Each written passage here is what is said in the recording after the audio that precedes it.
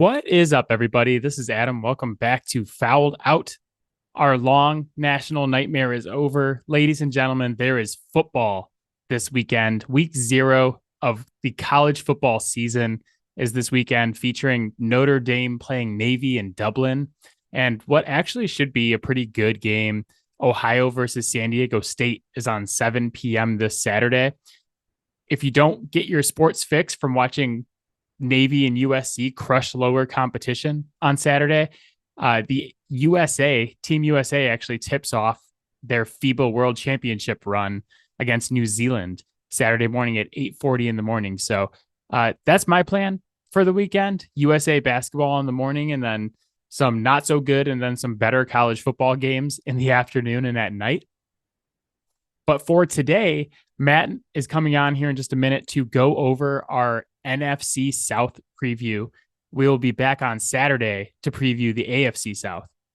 As a reminder, we set up an email address, fouledOutsports@gmail.com, where you can reach out to us, send us your feedback about the show, what's working for you, what's not.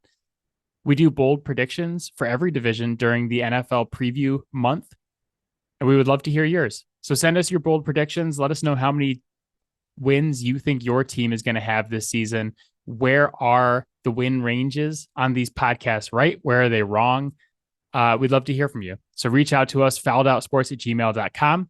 But for now, Matt is coming on to break down the NFC South. Let's go.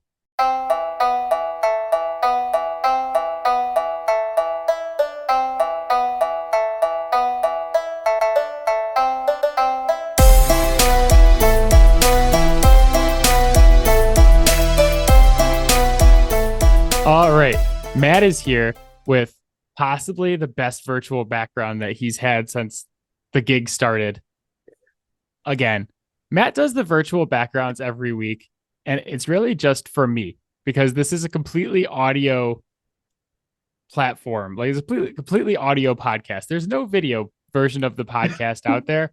And yet Matt puts all this effort into the virtual backgrounds every week. And I love it. I love that it says Carolina Mad Cats, which, if you don't remember from last year, is what my wife named the Panthers. And there's a very mad cat on there. Matt, how are you and the Mad Cat doing? I think we're both doing pretty well. The irony is that if we ever go to an actual video podcast, I'm absolutely stopping the virtual background just for the absolute hilarity of it on my own end. The disappointment the fans would feel if we released this podcast on YouTube and it was just completely normal backgrounds after the discussion of the virtual backgrounds for so long. But all right, we're not here to talk about the virtual backgrounds. We're not here to talk about all the stuff that we discussed in our pre-show meeting. I mean, a little bit. That definitely wasn't farts. We really just record like the pre-show meetings and put those out for the people, because that was let me just tell you guys that the pre-show meeting today was an event. It was an event. Well, we are here to talk about the NFC South, which, like, to be honest, kind of reminds me of a fart this year. I don't remember going into a year where the general consensus on a division was more meh than the NFC South. Vegas has all 4 teams in like the 6.5 to 9.5 range for their over under. So they're all expected to be right around 500, maybe a little bit lower. And it's kind of reflective of what we saw last season, where the Buccaneers won the division at 8-9, and then all 3 of the other teams finished 7-10. Do you expect that same kind of mad, like all right around or right under 500 type of year? Or do you think we see somebody come out of the NFC South that's actually a threat? I fully expect there to be at least one team that comes out of this division that maybe they're not a contender for the Super Bowl this year, but they'll at the very least be kind of like how the NFL reacted to like the Jaguars and the Lions last year. They're like, oh, they're going to be good, and we have to deal with that.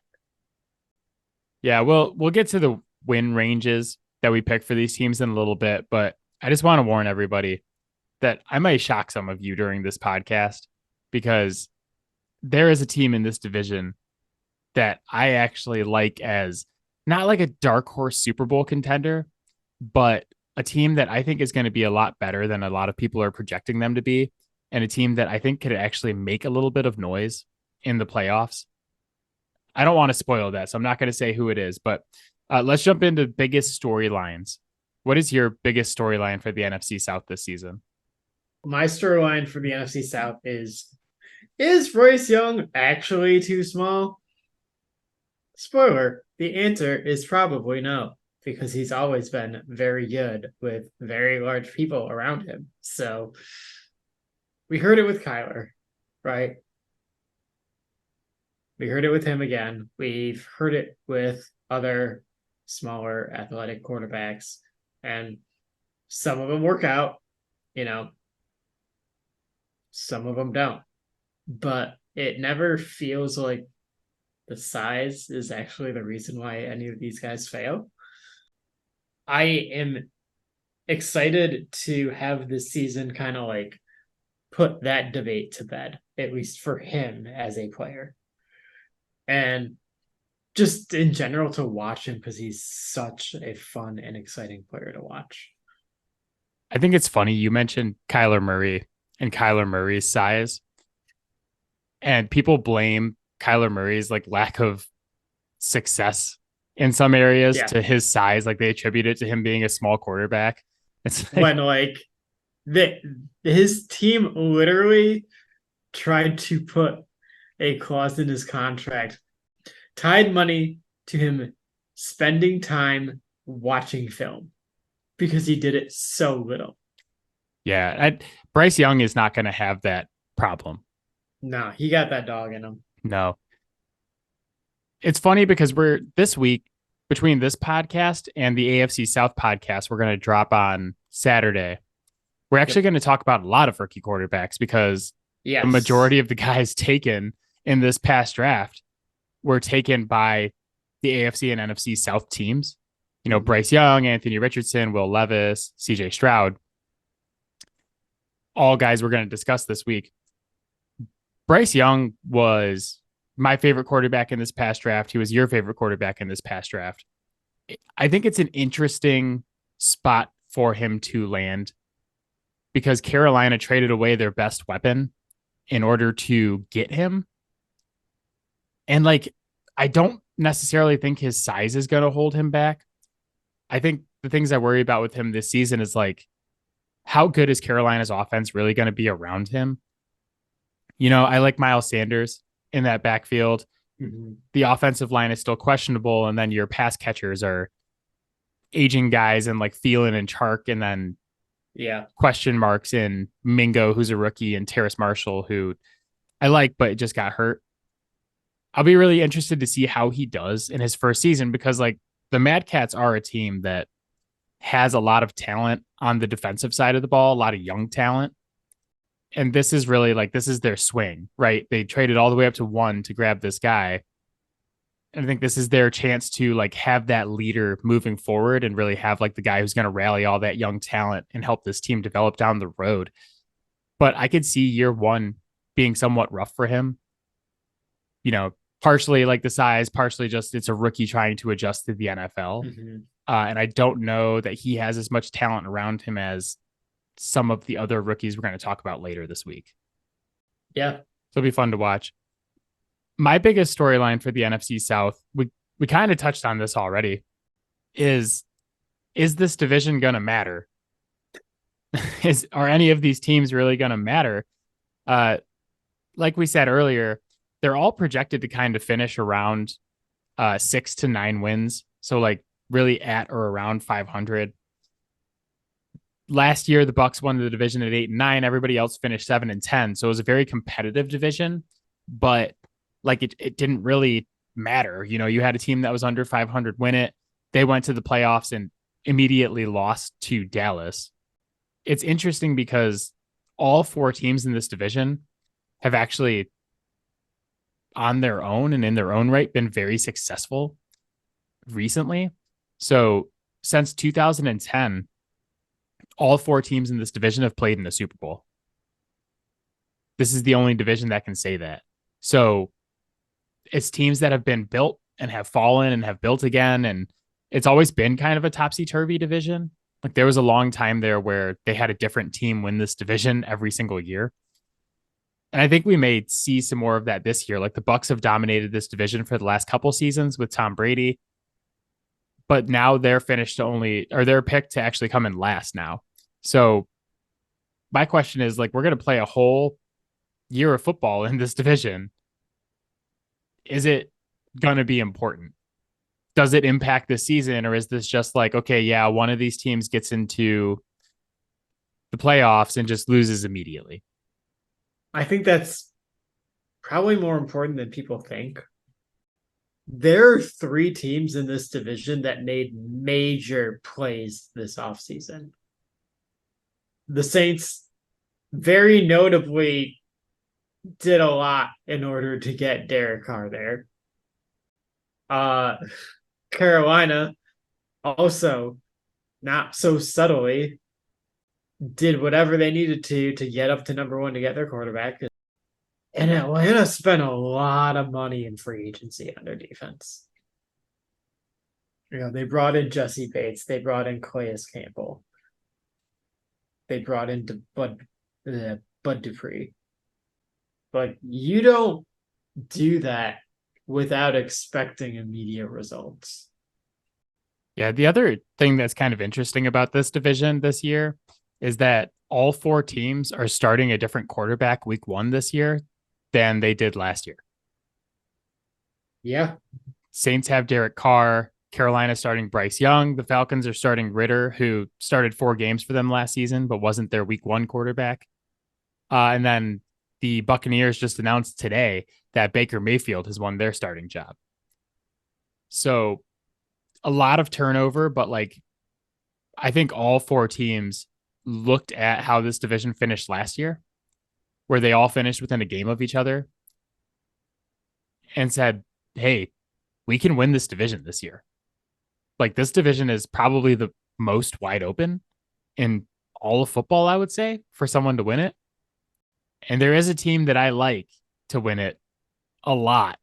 We'll go over it in the win ranges, but I'm very high on one of the teams in this division this year, kind of shockingly. So do you want to go on to the win ranges so we can touch on it? Yeah, let's do it. We're going to start out with the Atlanta Falcons, the team that we love to roast so very much for 28-3. I'll never stop. I didn't even really mean to roast them when we were doing the AFC East podcast on Saturday. I even talked about it on Saturday, how sometimes when I'm feeling sad about the Patriots, I go watch the 28-3 highlights. Just go back. It's available on YouTube. You can watch it. Yeah, that's actually at the beginning of this podcast, we unintentionally mentioned 28-3 every week for like the first 17 episodes of the podcast. Yeah. Then we caught ourselves doing it, and then we just kept doing it. Yeah, there was a point where it stopped being unintentional. We took a significant break for a while. So, however, there is more to the franchise than just 28-3. Is there? God. I love we have no predictions. It's just 28. No. So my win range for the Atlanta Falcons is 7 to 11 wins. As I said, they spent a metric fuck ton of money on their defense, which means it can't be worse than it was. I would hope. So I firmly believe that their defense will be significantly improved. Just based on that. I mean, having Jesse Bates as your free safety is usually a really good start to improving your pass coverage. Yeah, so the Vegas over-under for the Falcons is 8.5. I want the city of Atlanta, Falcon fans, my hometown, the city I was born in, to take this as my apology to the Atlanta Falcons. I love the Falcons this year. I really love the Falcons this year. I put their win range at 10 to 11 games. You are fucking locked in, huh? Oh man, Wow. I'm going all in. This is there's two teams that I'm going all in on this season. The Falcons are one of them. They have the softest schedule in the league by far. Them and the Saints, really, honestly. Like this division sucks. Their crossovers are like I think it's the NFC North and the AFC South, which are not super deep divisions either. Yeah. And then like their wild card games are like Arizona and I forget the other one off the top of my head, but like the schedule is bad. They actually are like tied with the Saints for the weakest strength of schedule going into the season, which I know we talk about it every week. It doesn't really mean anything, but like, Yeah. God, I look at it and I look at all the teams they're playing and where I have those teams win ranges, and I'm like, this schedule sucks. You touched on the defense. They spend a lot of money on D. I basically like when Jesse Bates became a free agent, I was like, wherever he goes, I'm going to like that team a lot more than I should next season. And now here we Yeah. are. Yeah. The thing I really like about the Falcons is that they're a team that's built from the inside out. The Yeah. offensive line was dominant last season, the best run blocking offensive line in the NFL. They're projected to be a top 5 offensive line this year. The one weak spot they had was guard. They drafted Matthew Bergeron from Syracuse to play guard for them and eventually swing out to tackle someday. But they look like this was a very strong offensive line that had like one weakness in it. And it looks like they've addressed that. I think about what this offense did with Marcus Mariota, Tyler Algier, and Cordarrelle Patterson running the ball. And now you're going to replace that with a dude who's seen as a generational running back prospect in Bijan Robinson. Like, Bijan is the best running back prospect that we've seen at least since Saquon Barkley, and maybe dating all the way back to like LaDainian Tomlinson. He is a monster. And like, yes, there is a different conversation to be had about where he was picked. But if you're taking a running back who's that good, running back is a position that has like an instant impact in the NFL. Like these guys come in and they're like awesome right away. And you're sticking that in Arthur Smith's offense behind the best offensive line or the best run blocking offensive line in football. Watch out. I just like a lot of the moves they made. I even like trading for Jeff Okudah and putting him across from AJ Terrell. Like, that's going to make Okuda's life a lot easier too, that he doesn't have to be the number one cornerback. So I think there's a lot to like in Atlanta. I went all in. I'm saying they win double-digit games this season. Yeah, I am not as bought in yet on Desmond Ridder as you are. I still need to see it. And that is why I have the floor at 7. If he is just shitting his fucking pants out there, then I still think they win 7 games. Can I build up your confidence in the Falcons a little bit? Do you know who they brought in to back up Desmond Ridder this season? I did at one point. Taylor Heineke. If Desmond Ridder shits his pants, Taylor Heineke is I am willing to push that up to 9 with Taylor, honestly. Dude, frustrates me how much disrespect Taylor Heineke gets. He goes somewhere, he wins fucking games. They're like, oh, but we want better. So they try someone else. They lose fucking games. He wins more games than them. And they're like, but we still need better. And then they fucking ship him out. I was just about to say, you want to talk about a dude who just wins football games? It's Taylor Heineke. Taylor Heineke is like the guy who averages 157 yards a game, and his team is 6-2. So this is my thing. Like, I do believe in Ridder. I've liked Ridder for a while, but if it doesn't work out with Ridder, you bring in Taylor Heineke, and I don't feel like you're gonna miss that much with him at QB. You kind of convinced me. I'll move my floor up to 9. I told you in the pre-show meeting that I was going to convince you. I Yeah, you warned you. found you found my soft spot for Taylor Heineke. I knew this would happen. We've gone from torching the Atlanta Falcons to being like an Atlanta Falcons fan podcast. Let's go. All right, who is next? It's probably not going to be as exciting as the Falcons. Next up is my virtual background, the Mad Cats. Mad Kitties. This is a pretty exciting team this year. Not necessarily as flashy with some of the stuff that they got weapons wise, but I have them from 8 to 11 wins still. I cannot fathom seeing Bryce Young be more than like a game below 500. I have a really hard time seeing that, especially with the talent they have on that defense.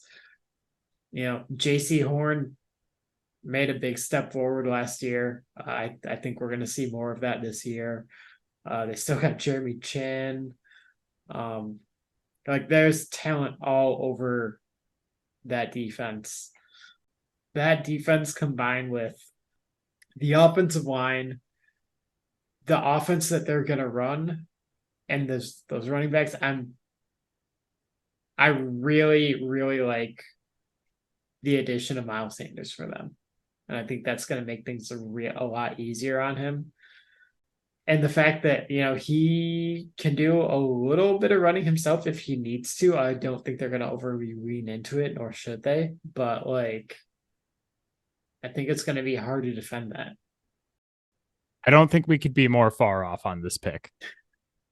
I bumped them up a little bit because I think you got a good case about the defense, but I said between 5 and 8 wins for the Mad Cats. I think it's really hard to break in a rookie QB and do it immediately. And like, while I think Bryce Young is going to be very good in the NFL long term, I'm like, man, you're going to start off at Atlanta, who we just talked about, home for the Saints, and then you got Seattle, the Vikings, the Lions, the Dolphins before your bye week. Like, that's a little bit of a gauntlet to put Bryce Young through to start his career. Yeah. And it's like, it's not so much on Bryce Young as it is like, I look at the receiving core and I'm like, I just don't know who this guy's throwing to. I don't know how long like Chark and Thielen are both going to be healthy. Yeah. I like Mingo somewhat, but I don't know. He's a rookie. Yeah. You know, we don't know. And the offensive line, not fantastic, like getting better, but probably still in the bottom half of the league. I mean, the offensive, well, you're looking at them from a straight like drop back passing standpoint.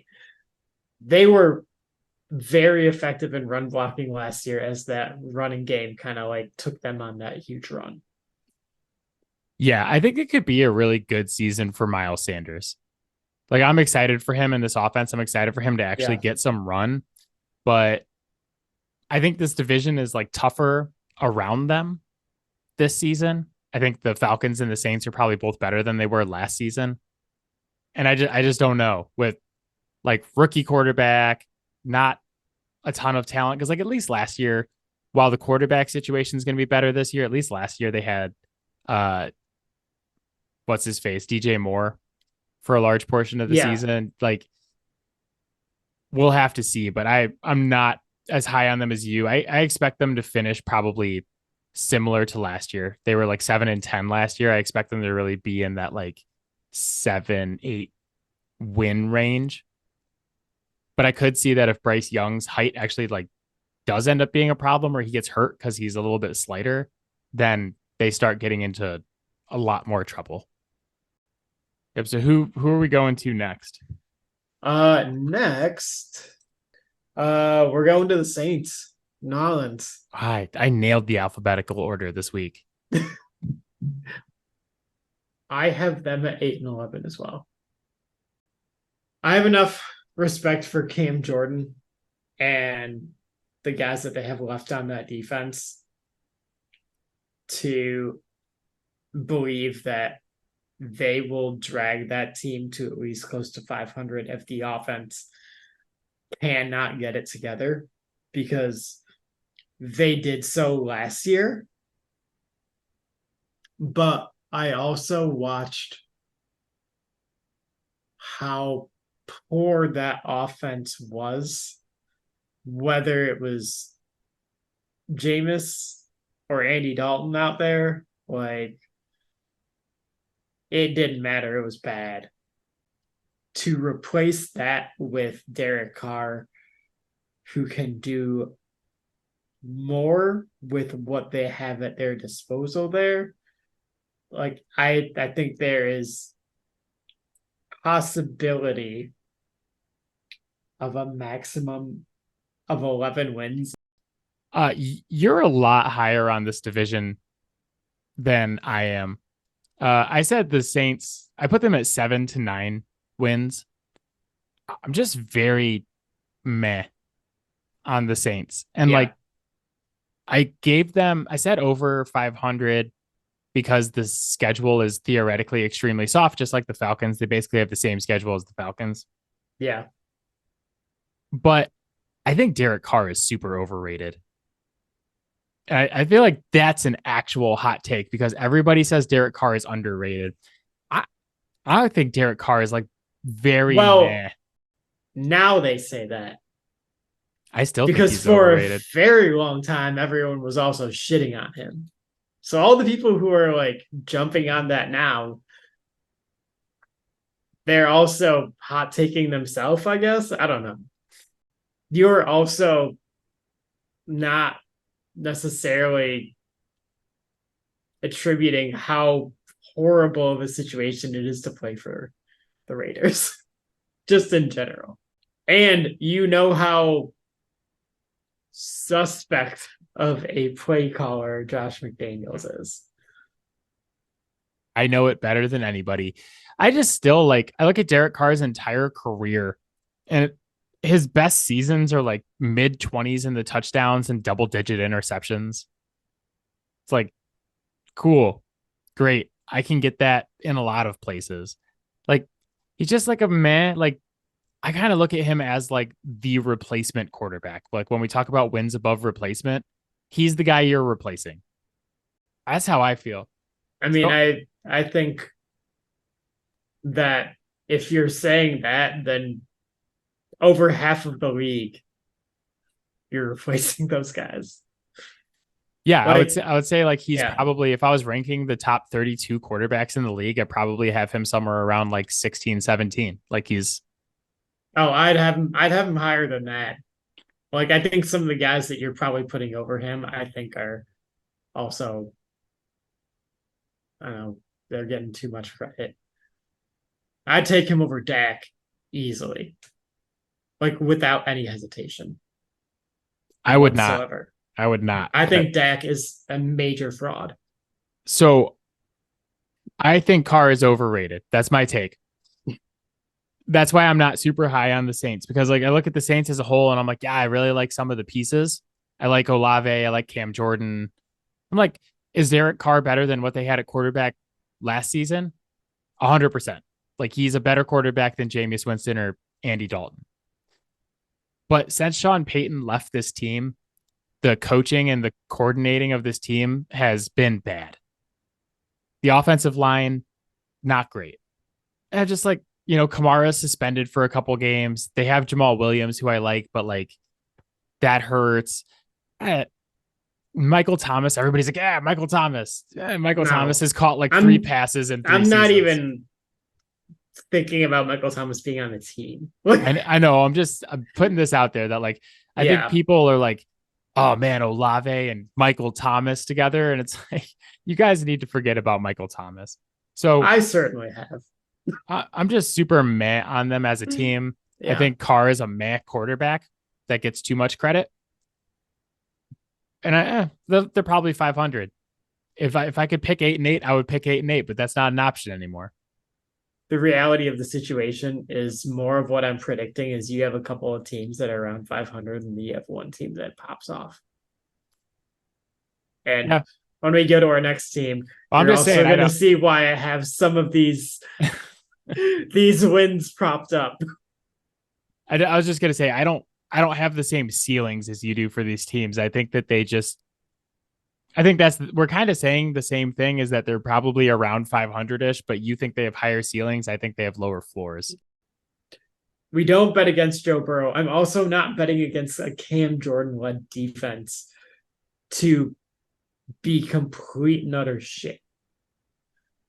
Like that defense will drag a team to 7 or 8 wins. Yeah, I don't think they're going to be shit. I just think they're meh.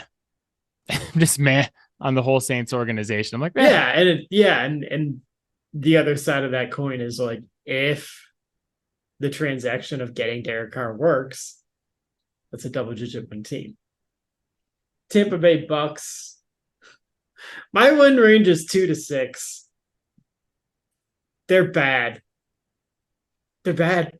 Like there's still a lot of talent on the defense, but it's like, even if you get a few games of good Baker, are you really getting more than 6 wins? Like, you're not going to get consistent Baker Mayfield all year. You're not. Like, that's not how he plays. Yeah, we're actually on the same page here. I said 3-6. I thought about dropping it even lower, but like they still do have a lot of pieces that I like. Yeah.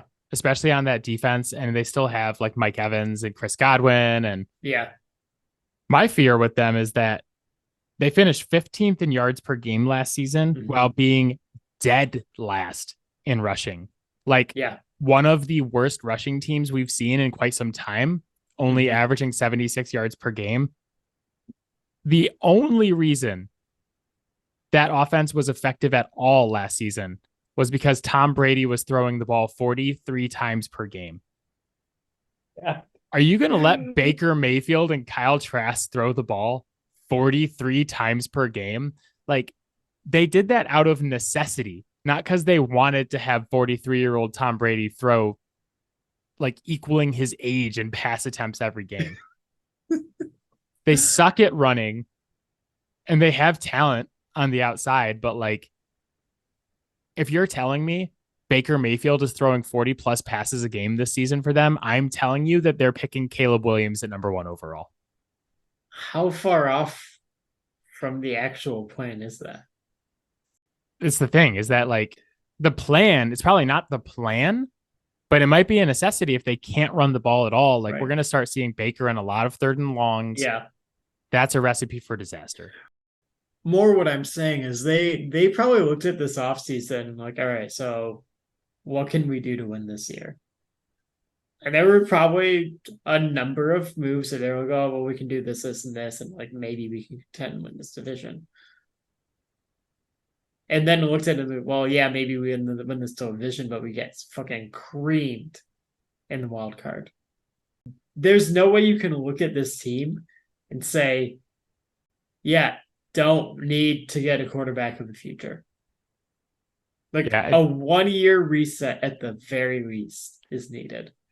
I had this exact conversation with my coworker yesterday. He was asking me who I think could potentially pick Caleb Williams. He was like, he loved Caleb Williams. And I was like, dude, we're on the same page. Also love Caleb Williams. I was like, it's probably Arizona that's the most likely to have the top pick because they have their pick and Houston's pick. But I was like, watch out for the Bucs to be potentially really bad this season because I just don't know what they do with this offense like at all. But let's go on to Boldy Bolds. I'm ready to get hurt again. I'm going back to Miles Sanders. I believe in Miles Sanders. I have always believed in Miles Sanders. Unlike Nick Sirianni, I am predicting that Miles Sanders will have 1,600 yards of total offense this year, between rushing and passing yards, and at least 10 touchdowns. this is a team that is going to have to rely on the ground game.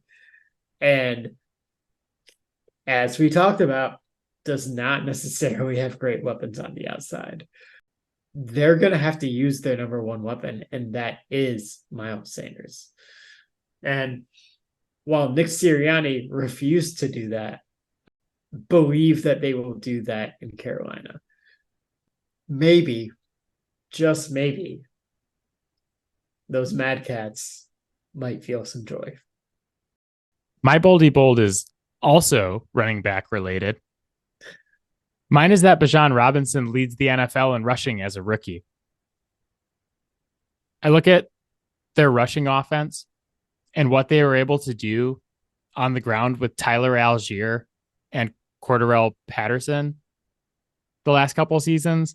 And like, not trying to disparage those guys because they've done a great job, but Atlanta finished third in rushing yards last season, only behind the Bears and the Ravens. And they only finished 2 yards behind the Ravens. Take that, make the offensive line better with the addition of Matthew Bergeron at guard, and put a generational running back prospect in the backfield. I don't even know if this is bold enough that he's going to lead the league in rushing. You don't take a guy 8th to put him in a running back by committee. You don't. They're going to feed him this season, and he is going to feast, especially on the other teams in this division. Bijan Robinson, most rushing yards in the league. Who is your division winner? I can't get past the Jesse Bates signing. I think there are certainly a number of things to question about this Falcons team. But the one thing that will make all of that easier and help the team win in spite of is taking the ball away and giving it back to the offense. That's why I love this Jesse Bates signing so much. They actually have a real playmaking defensive back now. Told Matt in the pre-show meeting, I was like, not only are the Falcons going to win this division, but you're going to pick them. And he's like, I don't know about that. And I was like, oh, give me a good 45 minutes and we're going to get there. We're going with the Falcons. Yeah, I mean, I was pretty high on them before, and then we had like lightly touched on it like a couple weeks ago, and I was like, okay, well, this episode's gonna be very, very one-sided, I guess. Come over to the Taylor Heineke dark side, Matt. You got me with the Heineken. I very obviously have the Falcons as well. I'm high on them this season. Yeah. I'll throw a second bold prediction at you. The Falcons win their home playoff game. Whichever team wins this division will beat a wild card team that is more popularly thought to be going deeper in the playoffs. Let's just say it. Let's just say it right now. The Falcons are going to beat the Cowboys in the playoffs. I don't believe the Cowboys are making the playoffs, but I know you don't, but I do. And the Falcons are 100% beating the Cowboys. But if they if they do get to the playoffs, they're absolutely losing the first game they play to the Falcons. Yes. That is it for us. As always, Fouled Out can be found on Spotify, Apple Podcasts, Pocket Cast, Overcast, anywhere you get your podcast. You can hit us up on Twitter at Falcons Fans at fouledoutsports.com. No, if you can hit us up on Twitter at Fouled Out Sports, you can find Matt on Twitter at Matador_defense. You can find our videos on TikTok at Fouled Out Sports Podcast. It's a long name, but you can't miss it. Join us on Saturday to talk about the AFC South, potentially the worst division in football, with maybe one of the best teams in the AFC. We'll see, but it is not deep and it is not good. So, Matt, my friend, I will see you soon. Yep. Bye, Rum. All right. Bye, guys. Bye, Rum. Bye, Mom.